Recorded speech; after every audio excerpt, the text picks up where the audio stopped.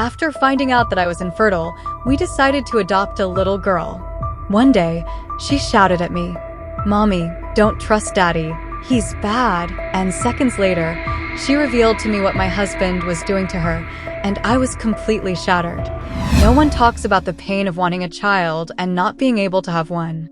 No one tells you how nights turn into a silent scream, how time becomes an unrelenting enemy, and how the love that should unite a couple becomes an unbearable burden. Julia knew this better than anyone. She had spent years fighting against her own body, years in which every negative test was a blow to the chest, a cruel reminder that nature had condemned her to an impossible motherhood. Maxim, her husband, had always tried to be the pillar she could lean on, but over time, his patience became distant. They didn't argue, but the silence grew thick between them. The nights when they used to share their dreams turned into a cold wall.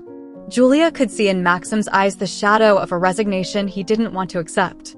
He spoke about adoption with a calm voice, with the firmness of someone who had already made up his mind, but Julia couldn't. It wasn't that simple. Loving a child who hadn't grown inside her, who didn't have her blood or gestures, seemed like a strange idea. And at the same time, she feared that Maxim would see her as an incomplete woman if she refused to try. The last in vitro fertilization attempt was a disaster. Her body didn't respond, hope shattered, and for the first time, Maxim looked at her with a mixture of sadness and exhaustion. He didn't say anything, but she understood that something was about to break. "Julia, please," he said one night in a low voice. "We can't keep going like this. You're destroying yourself, we're destroying each other." She looked at him with her face buried in the shadows of the room. She didn't cry. She had passed the point of tears. She just nodded, too weak to keep resisting. The adoption process was long, a path of endless paperwork and uncomfortable questions. Why did they want to adopt? Were they ready for the emotional challenges of raising a child with an unknown past? Julia answered mechanically, feeling that every word was a betrayal of the mother she hadn't been able to become.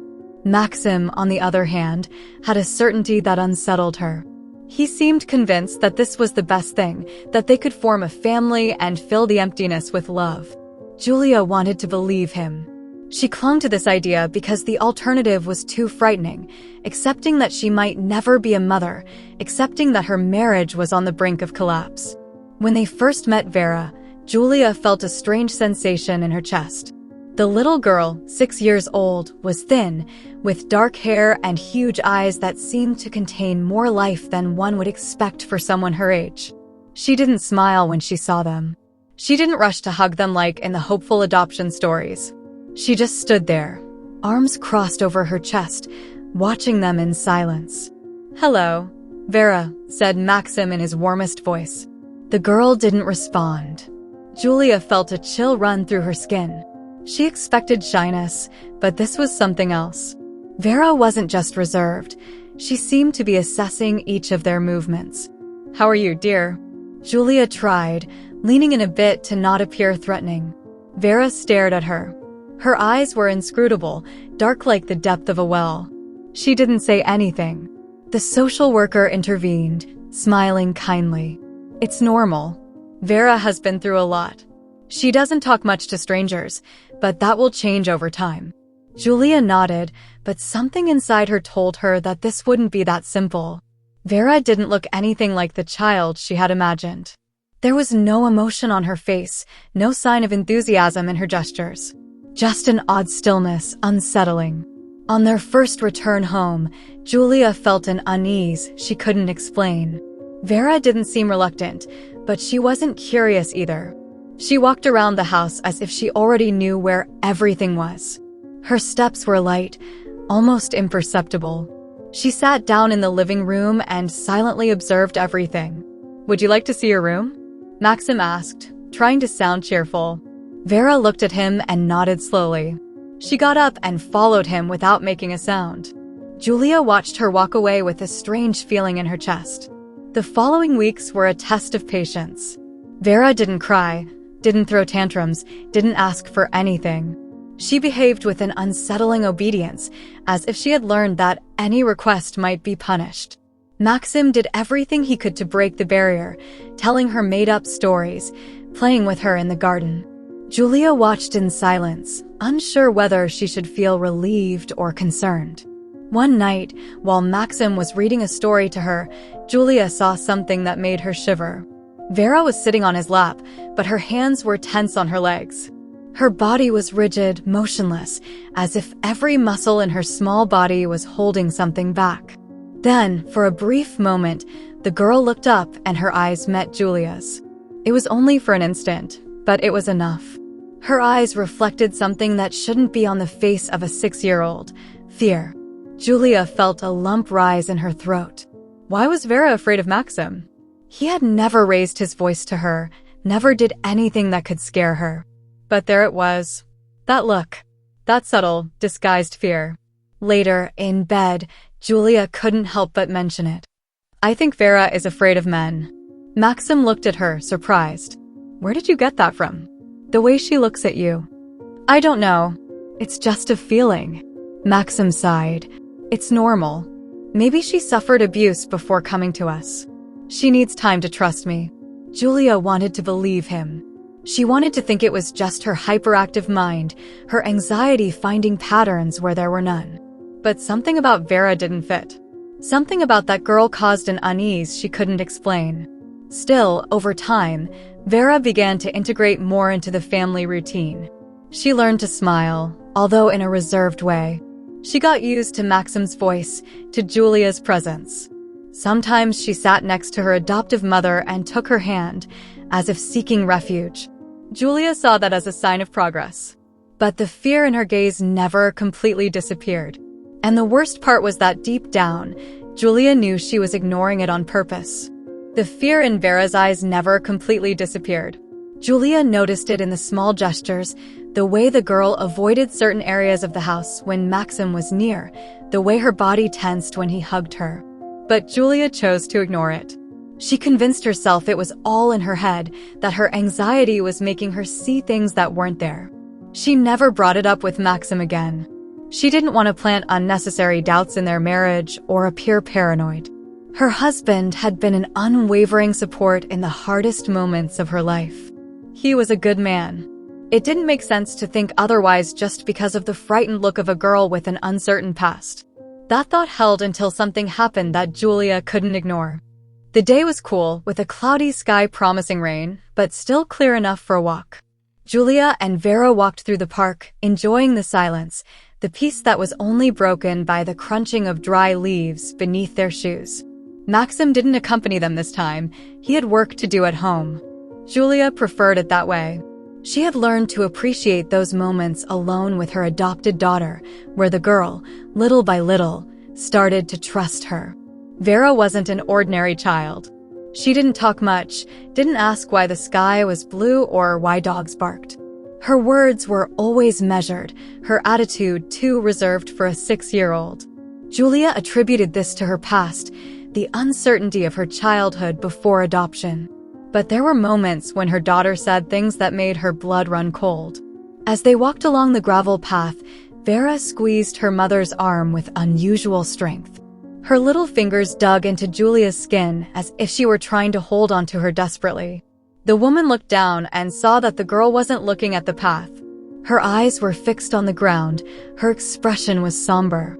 "What's wrong, sweetheart?" Julia asked softly. Vera didn't answer immediately. She stood still, her breath held. Then, in a barely audible voice, she said something that made the air around them feel heavy. "Mom, don't trust Dad. He's bad." Julia felt her body freeze. The words hit her chest like a stone. A chill ran down her skin. "What did you say?" Vera looked up. Her dark eyes reflected real fear, a terror she couldn't have invented. "Dad's bad," she repeated in a whisper, as if afraid someone else might hear. Julia knelt in front of her, carefully holding her shoulders. Her heart pounded in her chest, her mind trying to find a logical explanation. "Vera, sweetie, why are you saying that?" The girl immediately looked away, as if regretting speaking. She swallowed and clenched her lips tightly. "I can't say." "What can't you say?" Vera shook her head. She pulled away from her mother's arms and hugged herself.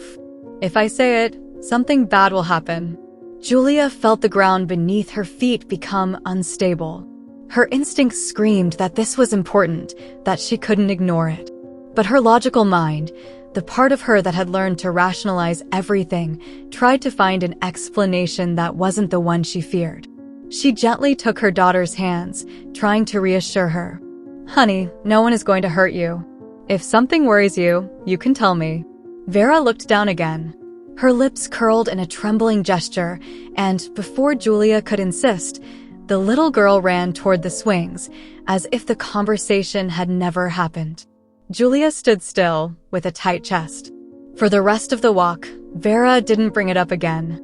She acted normally, as if she had never said those words. But Julia couldn't get them out of her head.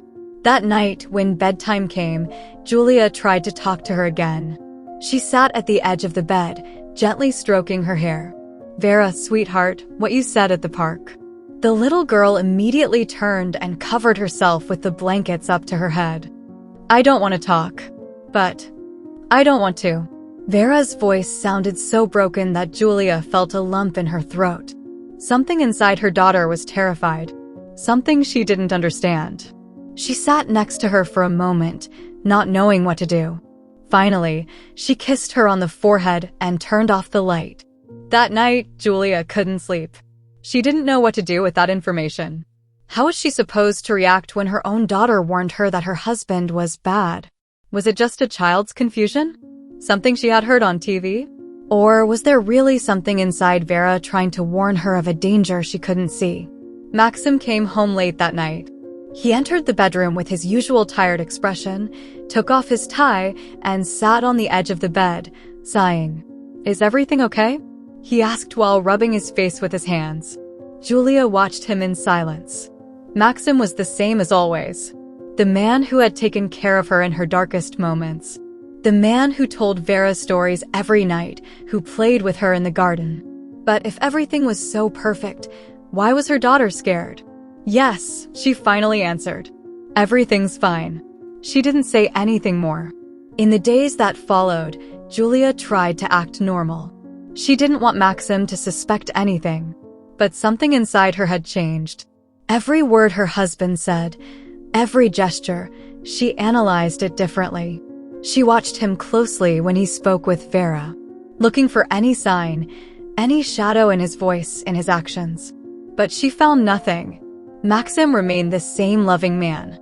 And that was what terrified Julia the most.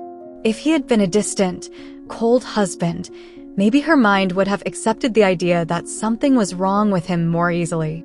But there was nothing obvious. And that made it worse. Sometimes, Maxim asked her why she was so quiet.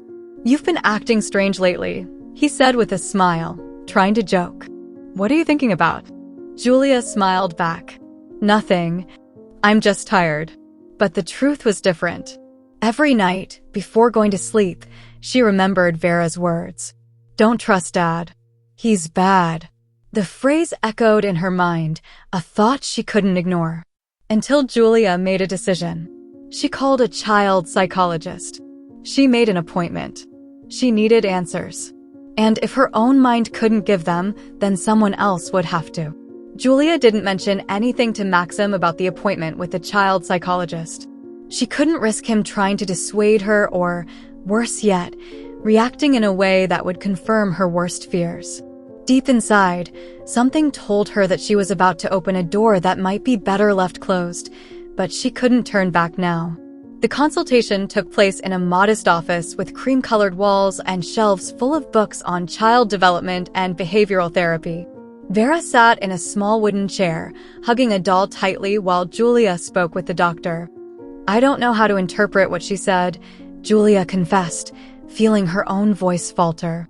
Vera has always been a reserved child from the start, I get that, but this is different. She told me not to trust her father, that he was bad. The psychologist nodded calmly, taking notes. It's common for adopted children to project fears from their past onto authority figures, he explained. She may have had some negative experience with a male figure before coming to your home. But Julia took a deep breath. She didn't say it as just a comment. She was scared. The doctor looked at her intently. Has Maxim shown any behavior that could harm her? Julia felt a knot in her stomach. That was the question she was refusing to answer. Maxim had always been an exemplary husband, a thoughtful, loving man, a dedicated father. But then why was there something inside her that couldn't trust him? Before she could respond, the doctor looked at Vera. Would you like to tell me something, Vera? The little girl lowered her gaze and shook her head. Do you feel safe at home? Vera shifted in her seat, hugging the doll more tightly. Mommy takes care of me, she whispered. She takes really good care of me. Julia felt a shiver. There was something unsettling about the way she said it. The doctor didn't press any further.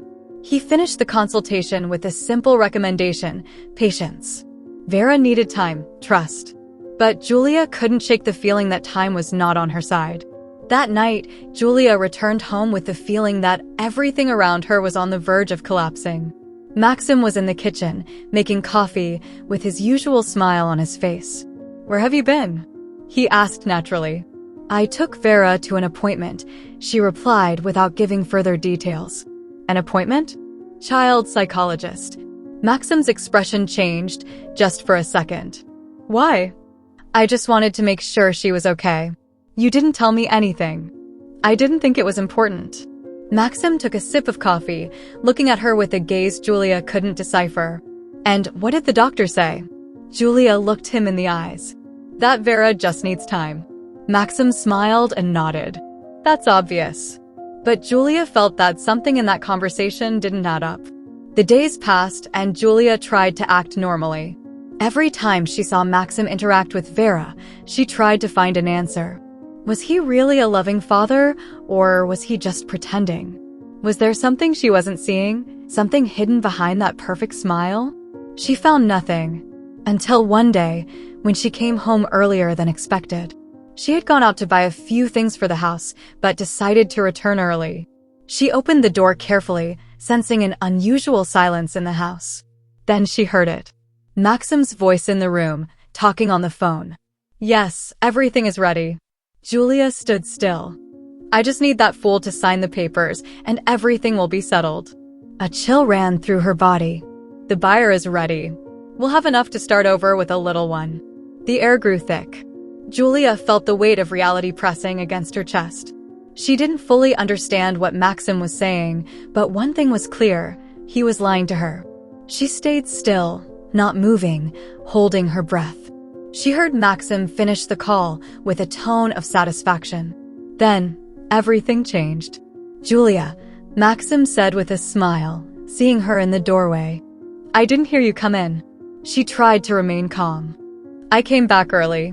Maxim laughed naturally. I was talking to my mom. She was asking about some insurance papers.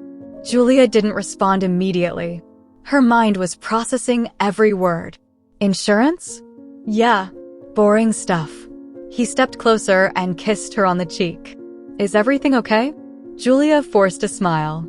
Yes, but inside, everything was beginning to crumble. She knew Maxim was lying. And now, she needed to figure out why. Julia didn't sleep that night. She stayed in bed, holding her breath, listening to Maxim's calm breathing beside her. She glanced at him sideways. He was sleeping deeply, as if nothing weighed on his conscience, as if everything in his life was in perfect order. But Julia knew that was a lie.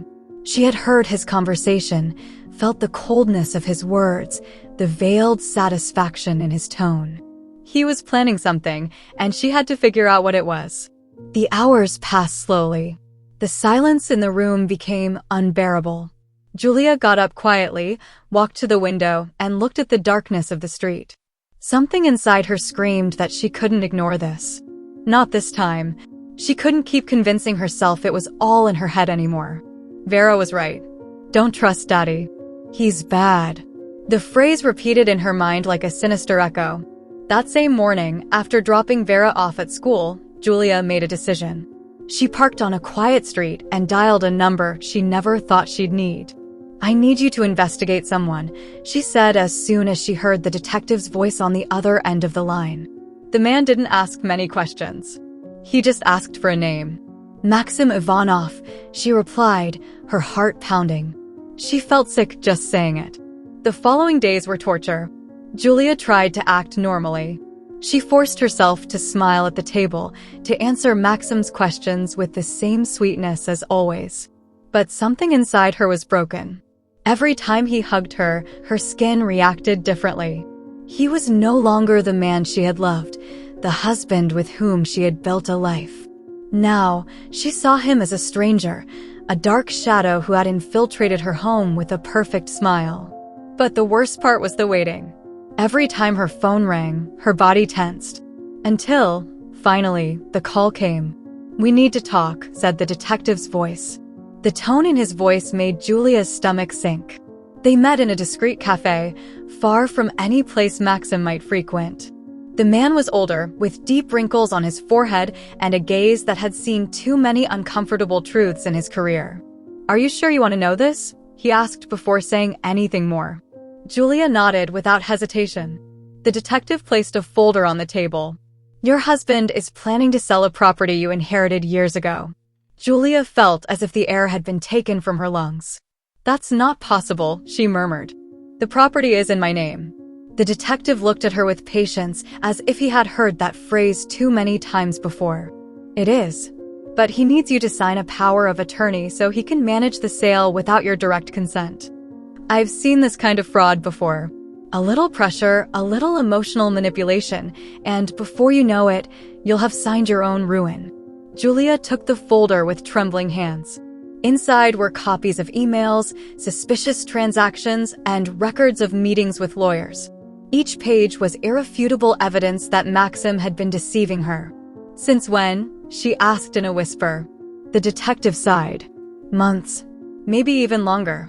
Julia closed her eyes for a moment. The nausea rose in her throat.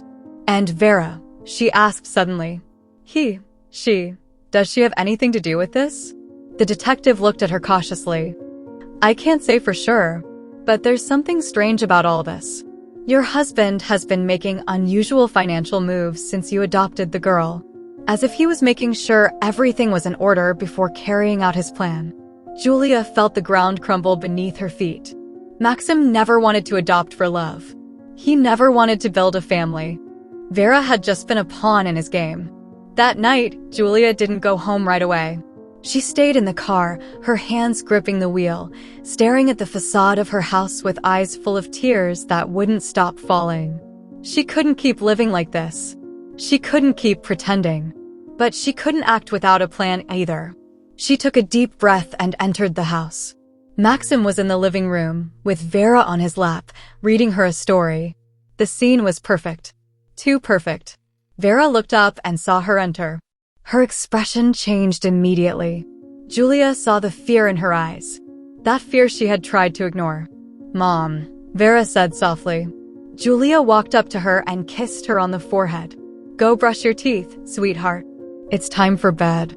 Vera nodded and got off Maxim's lap without saying anything more. Maxim smiled. "You're late." "Yes." He stood up and looked at her intently. "Is everything okay?" Julia held his gaze. "Yes," she lied. But inside, something had changed. She knew the truth. And now, she had to decide what to do with it. The house was silent, but inside Julia, everything was a muffled scream. Her mind kept repeating the same image, Maxim smiling, holding Vera in his arms, reading stories gently, pretending to be the perfect husband. Now she knew the truth. She knew it was all a carefully constructed farce, a web of lies woven with the precision of a man without scruples. For days, she forced herself to act normally. It wasn't easy. Every time Maxim kissed her on the forehead, she felt the poison of his betrayal on her skin. Every time he told her he loved her, she felt the mockery hidden in his words. But she had to wait. She couldn't act impulsively. She knew that if she made a mistake, everything could crumble down on her and Vera. Then, what she had been waiting for happened. Maxim came home early that evening. His attitude was relaxed, almost euphoric. He approached Julia with a charming smile and handed her a folder with documents. "I need you to sign this," he said, in his usual confident tone. Julia took it calmly, trying not to let her hands shake. What is it? The insurance renewal. Nothing important.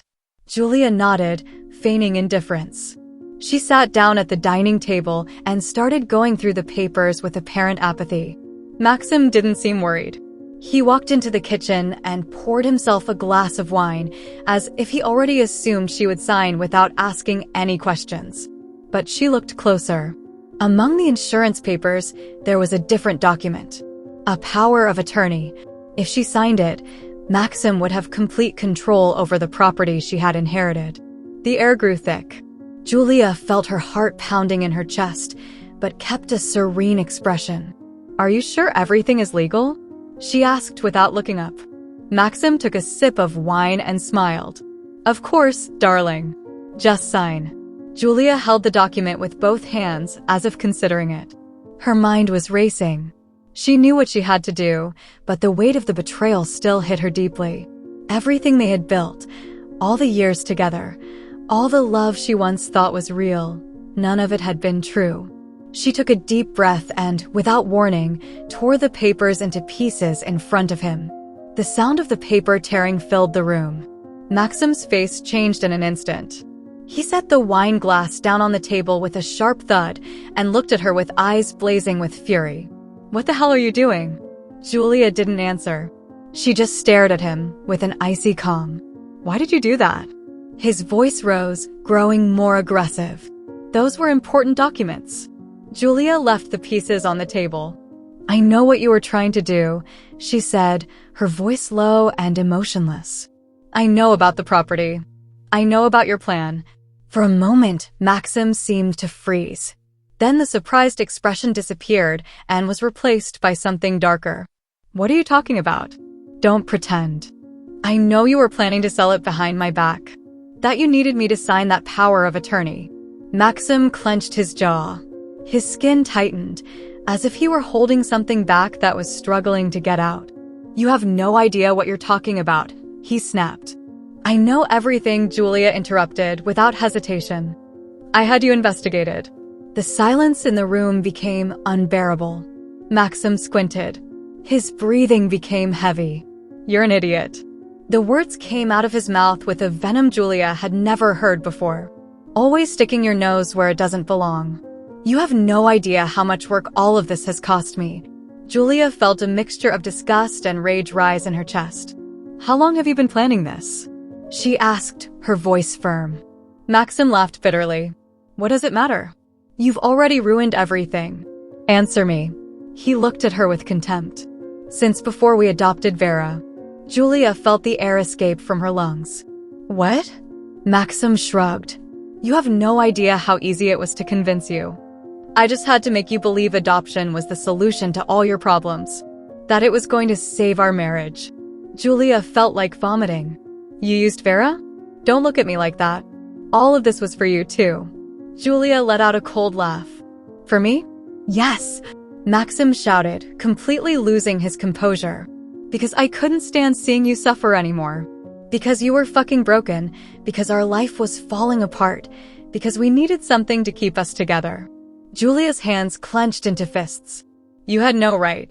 Maxim looked at her with contempt. And what would you do without me? Julia felt the rage explode in her chest. I'm going to divorce you, she said, with absolute certainty.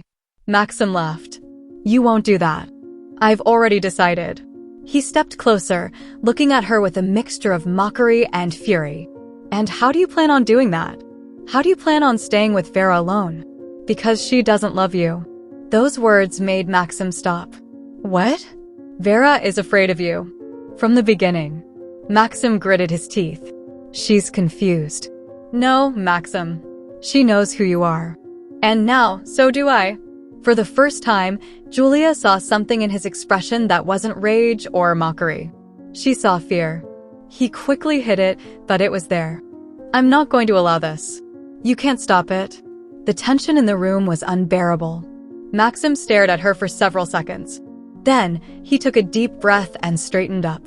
You're making a mistake. Not a bigger one than yours. He didn't respond. He just stood there, looking at her with a mix of hatred and frustration. Julia looked at him one last time and turned away. She walked toward the stairs, feeling her heart pounding in her chest like a drum. "Julia," Maxim's voice stopped her halfway. "You can still fix this." She turned slightly. "I don't want to fix anything with you." And she went up. She locked herself in Vera's room and found her awake, gripping her wrist tightly. "Mom," the little girl whispered, her eyes filled with fear. Julia sat on the bed and wrapped her in her arms. "Everything will be okay," she promised, with a certainty she had never felt before. And for the first time in a long while, she felt like she meant it. Julia didn't sleep that night.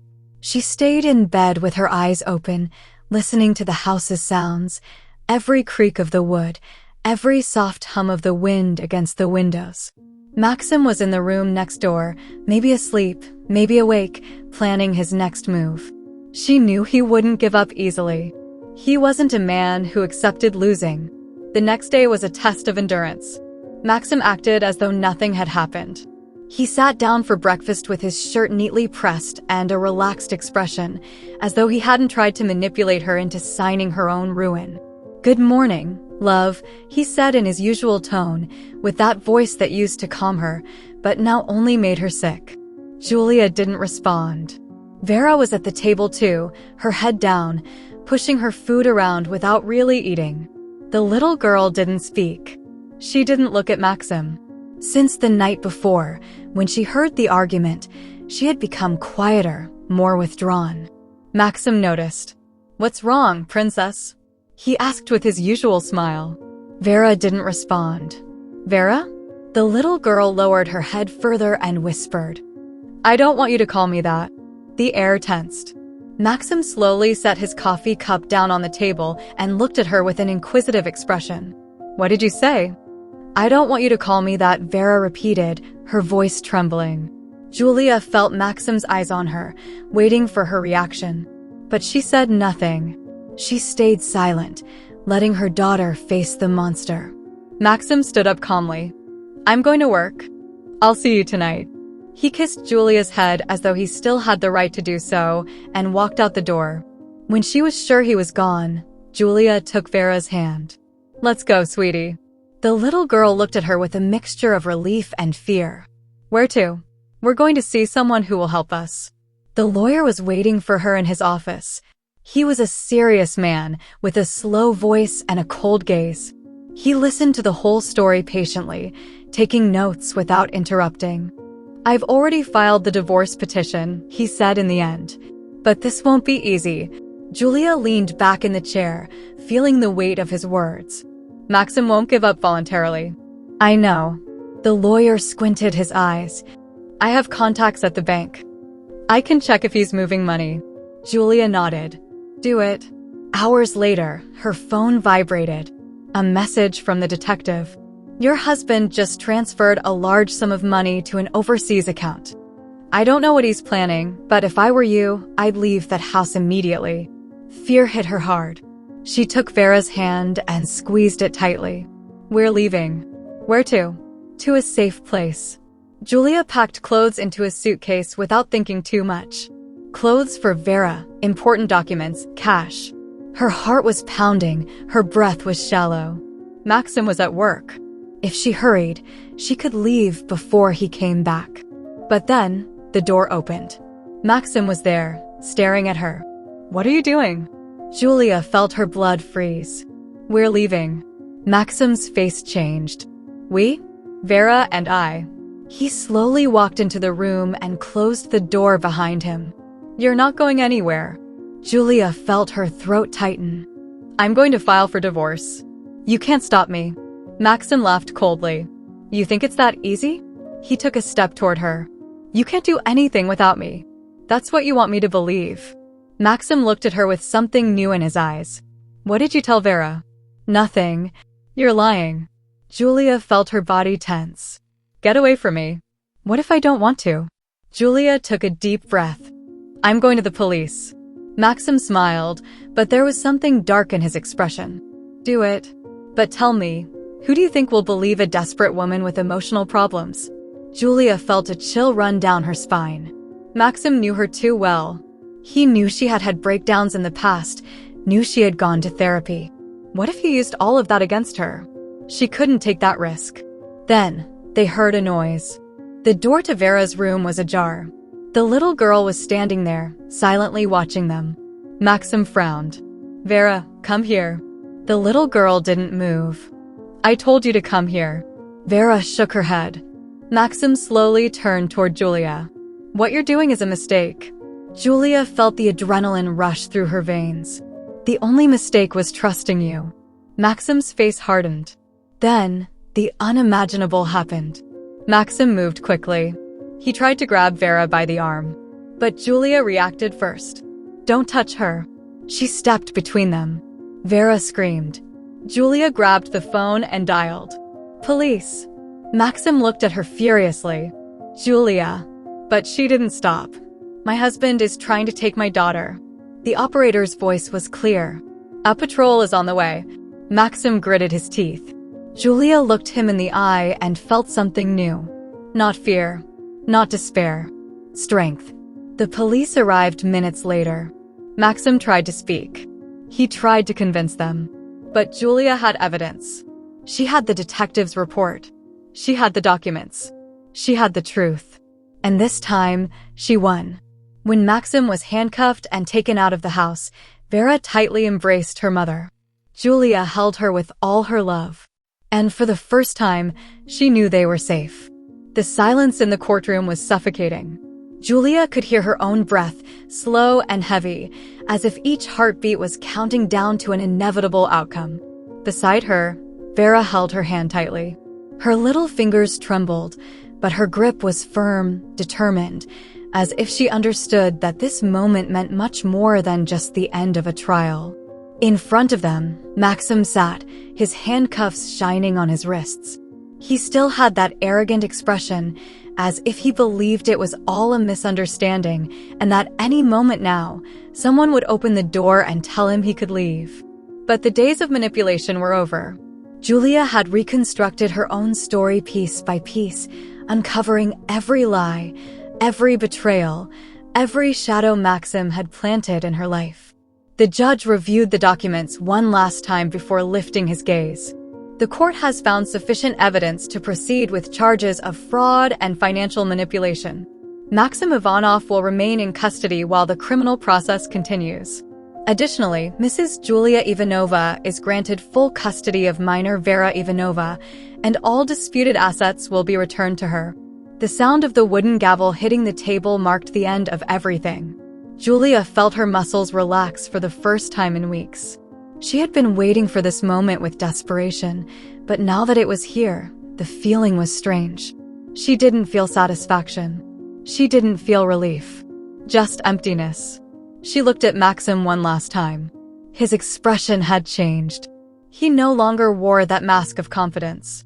Now, there was only hatred, a contained rage in his dark eyes, as if he still believed he could find a way to regain control of the situation. "You're a damn ingrate," he muttered through clenched teeth. "I did everything for us." Julia stared at him, not blinking. "No," she replied firmly. "You did everything for yourself." The guards grabbed him by the arms and escorted him out of the room. When the door closed behind him, Julia felt the weight of the years fall on her shoulders. Vera looked at her with eyes full of uncertainty. "Is he gone?" she whispered. Julia leaned down and kissed her forehead. "Yes, sweetheart. He can't hurt us anymore." The following weeks were a process of rebuilding. Julia sold the house. She couldn't stay in a place that was steeped in the ghosts of her past. She moved to a smaller, cozier apartment where every corner could be filled with new memories, away from Maxim's shadow. Vera took some time to start smiling again. Sometimes, she would wake up in the middle of the night and run to Julia's room, trembling without saying a word. Julia would welcome her with open arms, cover her with a blanket, and whisper songs to her until the little girl fell back to sleep. The fear didn't disappear immediately, but something inside them started to heal.